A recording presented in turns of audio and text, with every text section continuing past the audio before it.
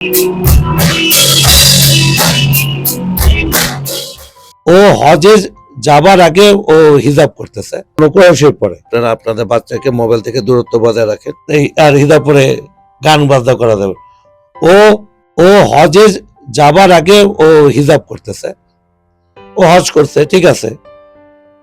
তো আমি তো বলিনি যে তুমি এখনো, ওর নিজ ইচ্ছা ও যা যা করবে, আমি তো বলিনি যে তুমি হজ করো। ও বলছে বাবা আমি করব। আমি চাই যে ওদের যে গ্রুপটা নবজাত, এই গ্রুপটা আমি চাই অনেক দূরে যাক। আমি মনে প্রাণে দোয়া করি, এবং যারা নিন্দুকেরা ওই নিন্দার মধ্যে একটু দোয়া করেন যাতে নবজাত যাতে অনেক দূর যেতে পারে। আর যারা পজিটিভ চিন্তা করতেছেন তাদেরকে আমি বলি, যেমন এই যে আজকে ওর এই ড্রামসটা আজকে, হ্যাঁ এই ড্রামসটা আজকে ওর গিফট পাঠাইছে সুদূর প্রবাস থেকে, আমেরিকা থেকে। অ্যাকচুয়ালি আমি ওনাকে চিনি না, উনি আমার নাম্বার আপনাদের কোনো সাংবাদিক ভাইয়ের থেকে নিছে, নিয়ে উনি খুশি হয়ে বলতে যে কালকে আগামীকালকে আমার তরফ থেকে একটা ছোট্ট গিফট যাবে, এটা আমার মা মনিকে দিবেন।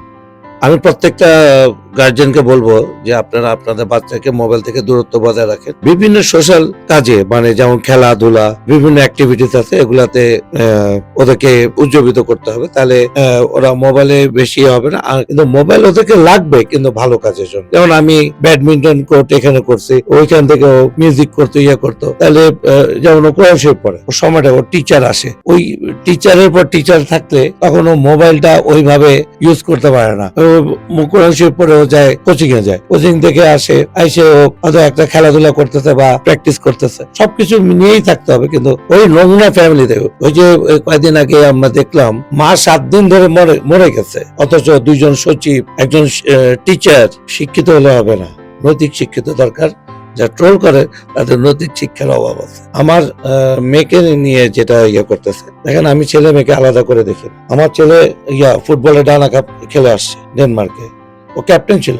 আমার মেয়েকেও খেলাইছি। এখন আমার মেয়ের হাত ছুটে গেছে, 2টা কাপ ঘরেও আনছে, সুরাইয়ারা ধরে রাখছে, ইয়ে করছে, ওরা ন্যাশনাল খেলতেছে, ওর হাত ছুটে গেছে, ও আর প্র্যাকটিস করতে পারেনি। ওইখানে আছে, ভালো ব্যাডমিন্টন খেলতো, সেমিফাইনাল পর্যন্ত খেলছে। ওটা নিয়ে আমার কোনো দুঃখ নেই, আল্লাহ চাই নাই তো হয় নাই, যেটা চাইছে এটা হয়েছে। ও ভালো গিটার বাজায়, ওই গিটারটা আয়ুব বাচ্চু স্যার আর কি মারা যাওয়ার আগে টিউন করে দিছে। লাস্ট গিটার বোধহয় উনি এটাই টাচ করছে।